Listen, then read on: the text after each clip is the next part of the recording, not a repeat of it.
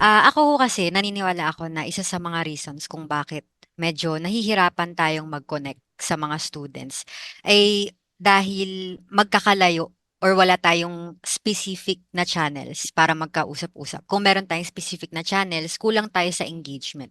Ngayon, ano yung pwede nating gawin knowing na meron tayong platform? Example ng platform natin, mga student hub, mga GCs, at paano nga ba natin papaganahin yun? Kasi we must work with what we have already. Hindi pwedeng gawa tayo ng gawa ng plano. So ngayon, kung titingnan natin kung ano na yung meron tayo, tingin ko kulang lang tayo sa, kumbaga, pagiging open sa community. No, open university tayo pero parang lahat medyo nakatago behind the screens, medyo dahan-dahan sa pagkilos, medyo nahihiyang mag-chat kasi baka walang mag-react. Yung mga ganong tipo. So parang dito sa council, ang ipuput forth namin talaga is kami yung mangunguna. So kung kailangan nyo ng initiative na mag-chat, initiative na mangungumusta, initiative na magtatanong, sasagot, papangunahan namin para maramdaman nila na, okay, nag-uusap-usap pala tayo dito, hindi pala kailangang kumbaga nagpapataasan tayo, nahihiya tayo, meron tayong platform, gamitin natin.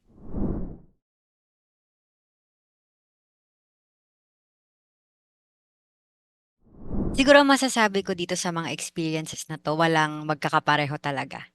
Pagdating sa student government sa high school, ibang-iba yung pamamalakad mo. Primarily kasi guided kayo by an advisor, medyo mas nakasunod o nakatuon kayo sa kumbaga ano yung sinasabi ng administration, and dito talaga mo mapapansin yung lightheartedness ng council. Ibig sabihin, nakafocus tayo dun sa mga recreational projects, yung more on for fun, for fundraising, mga ganun yung focus. Kaya lang, nung tumungtong ako dito sa UP, sumama ako nung, yun, Go the Distance Leadership Training, nag-volunteer ako, napansin ko na, halimbawa, pagdating sa discussion, pansin mo na ang tinatalakay nila mga nangyayari sa current events, international events, mga kailangang aralin na panlipunan, no, na hindi lang to basta-basta ay tumatakbo ka kasi para sikat. Kumbaga, tumatakbo ka para sa clout. Hindi siya ganun pala. No, kasama na dyan, halimbawa, sa COE, sa Committee on Elections, no, dito ko nakita na ibang-iba yung setup ng demokrasya dito sa atin. Hindi ito katulad nung kaya mong basta-basta makikita mo yung mga tao nakapila o kaya yung magpaparehistro. Dito nasa kamay na ng mga tao, no, isang click na lang, isang link na lang yung pipindutin. No, pero hindi pa rin natin magawa as ano naman nakita natin nung voter turnout last year. So, dito siguro, yung mga leadership experiences ko na halimbawa sa on-site, magagamit natin yan para maigaot natin yung mga activities na pwede doon sa mga on-site na makisama sa atin, na mga learners. Pero yung mga natutunan ko dito sa mga workshop, sa mga committee on elections na online na kind of democracy, ito yung pwede natin gamitin para talaga yung majority ng students natin, makiter natin yung needs nila.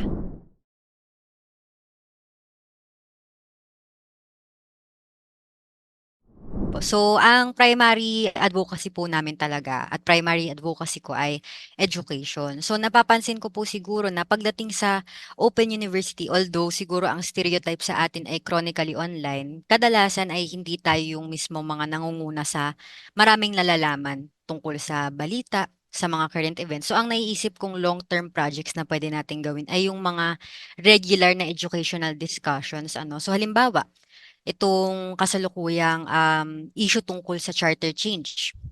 Ngayon, ilan kaya, no? Paano natin malalaman kung ilan sa mga taga-Open University ang nakakaalam tungkol sa issue na ito? Alam kaya ng mga taga-Open University kung bakit ganito ang stance ng mga specific constituent universities natin? Ano nga ba ang stance natin sa charter change? Yung mga ganong tipo ng tanong. Kasi kung gusto nating maging mas well-aware ang ating mga kapwa scholars, pagdating sa demokrasya, ipakita natin bakit kailangan natin ng demokrasya. At isa nga ito dun sa mga reasons na yun, kulang tayo sa educational discussions.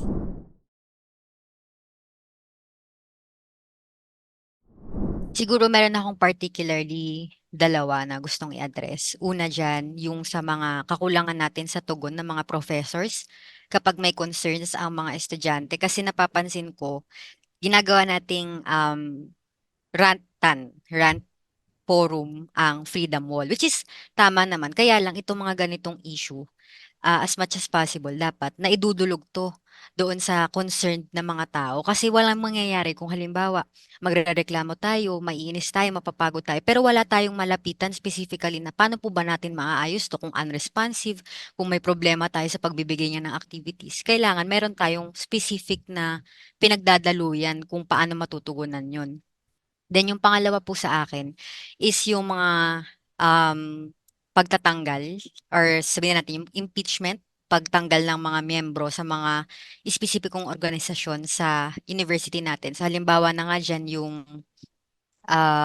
sa UPOU, yung na-impeach nating dalawang councilors from the last election and yung pati na rin sa the Courser nitong recently lang. So ang gusto kong i-ano natin dun, like maayos natin dun is yung pag-deliver natin ng information. Kasi hindi rin maganda na tinitingnan tayo, na nabasa ko kasi yung mga nag-comment doon sa post, lalo na ng The Cursor, no? At medyo nabahala ako na parang hindi daw natin pinoprotektahan yung kalagayan ng mga kapwa natin estudyante dahil kumbaga nag-i-impeach tayo nung mga ayon sa executive board nung mga taong hindi maganda yung pakikitungo sa kanila.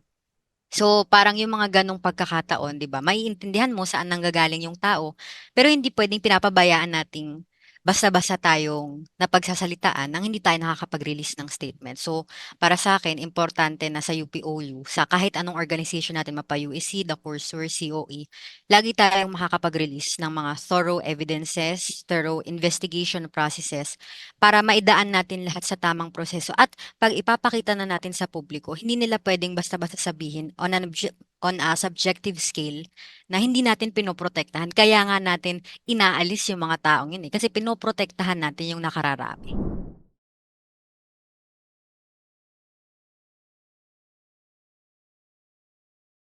So, hindi ko po alam kung nabanggit na po ito nung mga counselors or reps natin ano, pero yung una na nga po diyan yung mga workshop. So, siguro nabanggit na nila yon kasi feeling ko wala silang yun din dun lang din nakaikot yung mga plans of action namin 'no. Pero siguro ang pinakamaitutugon ko diyan, on a more personal note, no, I think na para maparamdam natin yung inclusivity sa mga estudyante, hindi natin puwedeng maiparamdam sa kanila na ang council ay mas nakatataas kaysa sa student government nito. Feeling ko kasi kaya po nagkakaroon tayo ng problema minsan mag-reach out sa council or sa admin, eh, dahil medyo authoritative yung dating 'no. In worst case scenarios, puwedeng nagiging bureaucratic yung pamamalakad. Pero with specific siguro actions, with specific ways of speaking to people, of engaging with them, parang kumbaga hindi mo ipaparamdam na, okay, vice chairperson ako, kailangan ganito ka makipag-usap sa akin. Pero kumbaga, estudyante sa estudyante, tao sa tao, 'di ba? Mag-aaral sa mag-aaral, parang anong problema natin? Anong kailangan nating ayusin? Para dun kasi nila mararamdaman na hindi natin kailangan ng specific na commonality aside from being in the same university. Kasi minsan kaya nahihiya yung iba lumapit, 'di ba? Kinakabahan baka hindi pansinin, kinakabahan baka let's say masungitan kasi nasa posisyon.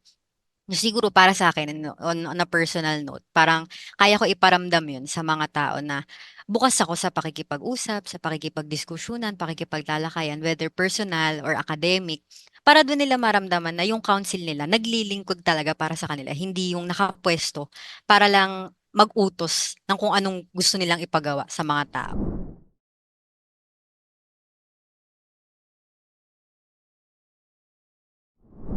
So, dito siguro, magagamit ko talaga yung kapit ko sa mga kapwa ko kandidato 'no, sa mga kasama ko ngayon sa Sinagtala. Kasi kahit sagutin ko na halimbawa ako ay may ganitong klaseng skill para ma-overcome lahat ng challenges, tingin ko ang mga sagot sa ganitong katanungan ay dapat maalala natin na hindi tayo naglilingkod mag-isa, na may mga kasama tayong nagseserbisyo.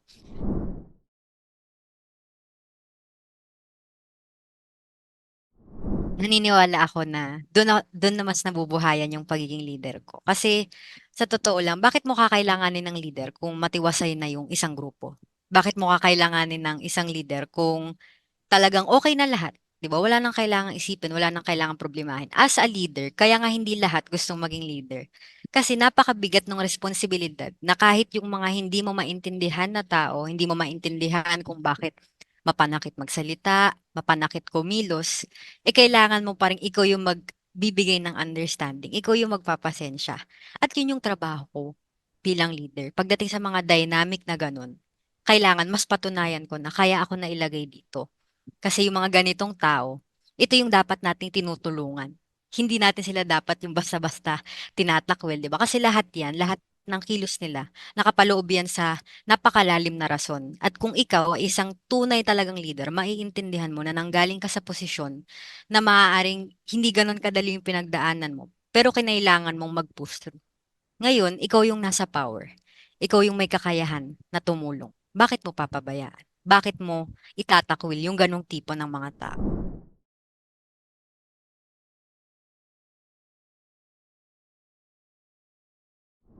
Dapat i-continue yan, no? So, subjectively speaking, dapat ituloy. Objectively speaking, no, mapapansin natin yung isa sa mga shinare sa, sa Facebook, kung makikita nyo yung sa McDonald's app, no, meron silang mga like discounted na mga food prices doon na sobrang bagsak presyo. No, siguro kung nag-aaral ako kasi nanggaling ako sa ABM, so pinag-aaralan namin yung kumbaga yung mga ganyan, yung marketing, yung enterprise. Hindi ka basta-basta nagbababa ng presyo unless kailangan yung maibenta yung products nyo dahil mababa yung sales. Ganon ang dynamic nun. Hindi ka magbababa ng presyo kung kapitalista ka, bakit mo babawasan? Ba't ka magdi-discount, di ba? So yun yung dahilan. Gumagana. Gumagana ang pagboboykot. No? So dito naman siguro maisaisip natin, gusto ko ring i-push forth to kasi siguro hindi ganun karami talaga. Siguro sa isang group of people, pwedeng naiintindihan nila, oo, boycott mo tong mga specific restaurants na to. Pero naiintindihan kaya nila ano yung gravity nung ganong act.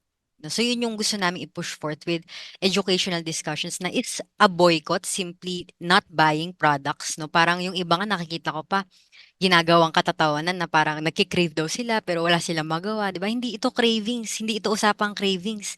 May mga tao sa Palestine na hindi nakakakain at all, mga batang hindi nakakakain. Hindi ito katatawanan, no? Although gusto nating gawing lighthearted, no? Ang pagkamatay ng milyong-milyong tao, no? Ang opresyon na nararanasan nila for 75 years under Israel, hindi yan dapat. Tapos hindi ka lang bibili, let's say for 1 year ng McDonald's or ng mga specific brands, hindi mo kakayanin, 'di ba? So, sana bring into light din natin 'yon, yung mga ganitong issue. So, parang kung i-continue ko siya, sana ma-continue natin sa UPOU na i-discuss natin, no, ilalapit natin sa mga tao, bakit may ganitong nangyayari at bakit natin dapat suportahan yung pag-boycott.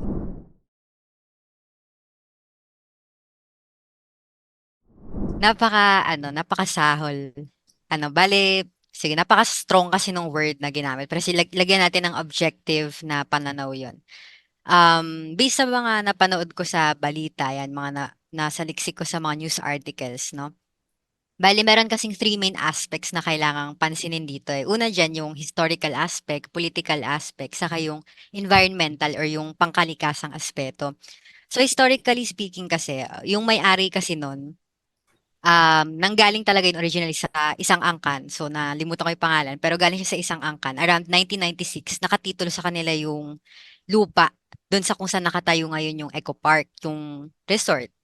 Tapos, around 1997, yan, political aspect, si Fidel Ramos, nagpasa siya ng proclamation na ang Chocolate Hills ay dapat maging ma-maintain yung biodiversity niya and environmental sustainability and integrity. So, ibig sabihin, primarily, itong pagpapatayo nung resort doon sa Chocolate Hills ay hindi na talaga kumbaga legal sa batas. Ano lang yung naging loophole doon sa proclamation na yun? Sa proclamation na yun, nakalagay na yung mga may-ari nung lupa before pa nung 1997 na proclamation ni Fidel Ramos ay may rights doon sa lupain. So, balik tayo sa historical aspect. 1996, pagmamay-ari na siya ng isang angkan. Ngayon, iba na yung may-ari niya, pero mukhang close family friend, di ba? So, environmentally speaking, makikita siguro kung naaalala lang natin yung mga topics natin, elementary pa lang, no? From science na Kapag nagtatayo ka ng mga ganyan, anong ginagawa mo? Paano mo tinatayo? Halimbawa, yung tubig, 'di ba? Paano mo ilalagay yung pool? Paano mo itatayo yung slide? Paano mo ilalagay yung mga hut, yung mga cottages doon? 'Di ba bubungkalin mo yung lupa? So anong mangyayari? Imagine natin, binungkal natin yung lupa, tapos pag umulan, halimbawa, umulan, ano mangyayari? Pwedeng magkaroon ng erosion. 'Di ba? Bukod sa na-endanger niya na nga yung mga taong titira doon. Dagdag pa diyan, magkakaroon pa ng problema doon sa mismong hulma ng ating Chocolate Hills. 'Di ba? Bukod pa doon sa aspetong 'yun, bukod pa doon sa problemang 'yan, isipin din natin no na talaga bang ang gusto natin dito, ang ginawa natin or ang ginawa nung nagpatayo nung Eco Park na 'yon ay para pataasin yung tourism ng Philippines? Para ba yun sa bayan? Para ba yun sa ikabubuti ng nakararami? Or para sa ikayayaman niya? Para sa pansarili niyang interes na magkaroon ng sarili siyang pangkabuhayan kuno. 'Di ba? So para sa akin, kaya siya napakasahol. Kasi hindi niya na nga kinonsider yung environmental integrity ng Chocolate Hills. Naka-endanger pa siya ng mga taong possibly mag-e-engage doon. And additionally, wala silang permit to conduct or para mag-renew doon. So technically expired na sila kaya sila naka-temporarily closed ngayon. Pero actually addition to that, nagtataka rin ako paano nakakalusot yung ganun. Bakit nga ba sila pinapayagan na makapagtapos? Like, imposibleng isang araw ginawa lang yan tapos hindi napansin, di ba? Nabibigyan silang permit, nahahayaan sila. So, sa akin, it's more than just an issue of environmental degradation, no? It's more of makikita natin on local scales, may nangyayaring pailalim, no, na hinahayaan natin yung mga taong maka makaapekto doon sa integrity ng ating mga national tourist spots.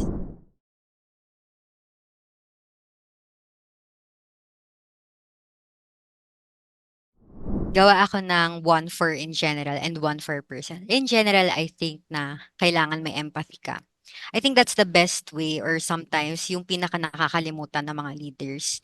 Kasi nagfo-focus sila doon sa larger changes to the point na nakakalimutan nilang siguro to interact or to make people feel na nandito sila para tulungan yung mga tao. No? And although it's understandable na pagdating sa mga cases talaga na sobrang hihirap ng mga gawain na kailangang igaod, 'di ba? To the point na hindi nagagamit agad yung emosyon. Siguro ako, naniniwala ako, halimbawa, on this scale, sa UPOU, marami tayong mga counselors, marami tayong mga leaders na kaya ng i-maximize yung aspect na more on objective yung pag-lead, more on kung ano yung pwedeng gawin. No, pero kasi halimbawa dito sa UPOU, hindi mo lang basta-basta kailangan ng projects, hindi mo lang basta-basta kailangan ng gatherings. Ang kailangan mo connection, kailangan mo maramdaman na, ay, nag-aaral ako, kasama ko yung mga kaklase ko. May mga kasama pala akong nahihirapan. Kasi kapag napakita mo sa kanila na tao ka din, nakakaramdam ka rin, estudyante ka rin, at hindi ka malayo sa kanila bilang counsel na sa kataas-taasan, parang mas marangya yung buhay mo dahil hindi ka naman naglalabas ng hinaing mo o hindi ka nakikinig sa hinaing nila, parang mararamdaman nila na walang saysay ang pagka-counsel mo kung hindi nila alam na ikaw mismo ay nakikinig o nakakaramdam sa nararanasan nila. On a more personal note naman, specifically sa pagiging vice chairperson, kasi yung empathy, pinapractice ko siya as much as possible. Binabalance out ko siya to make sure na hindi naman puro empathy lang, kailangan din may objectivity. No, pero siguro as a candidate for vice chairperson, ang gusto kong i-strive talaga is maging matibay, matatag. Kasi nare-realize ko lang as I go along sa pagtakbo na kung sakaling ang chairman ay magkaroon ng emergencies ng unfulfilled duties, sino ang sasalo? Si vice chairperson. Kapag ang mga councilors ay nagkakaroon ng internal conflict, nagkakaroon ng problema, sino ang kailangang mag-ayos? Si vice chairperson. Kapag nagkakaroon ng problem between communication kay chairperson at sa mga counselors natin sa pag-deliver ng information, sino ang magpapadala ng impormasyon? Si vice chairperson. Pero pag si vice chairperson ang nawala at nawala din si chairperson pati si counselors, sino ang magbubuklod? No? Kumbaga, sino yung magdudugtong? sa aming lahat. No, so yung vice chairperson, nakikita kasi natin siya as parang substitute role, no, alternative role in any case na may mangyari, wag naman, no, in any case, siya ang papalit, 'di ba? Pero hindi natin nakikita na internally, si vice chairperson ang sasalo ng lahat ng magiging problema from up to down na mga positions kung sakaling hindi mag-work yung council as it should. So ako naniniwala ako na itong mga ganitong traits, hindi to pinapanganak ka na gano'n yung ugali mo. Natututunan yan. And sa council, yun yung nilook forward ko, na ma-establish ko yung ganong tibay, yung ganong empathy, nang hindi nagfo-falter yung sarili ko into the fear na baka hindi ko ma-fulfill yung role ko. Rather, gagamitin ko yun para mas mapatibay ko yung sarili ko at maasahan ako ng mga kapwa ko sa council, lalo na ng mga naniniwala sa amin sa student government.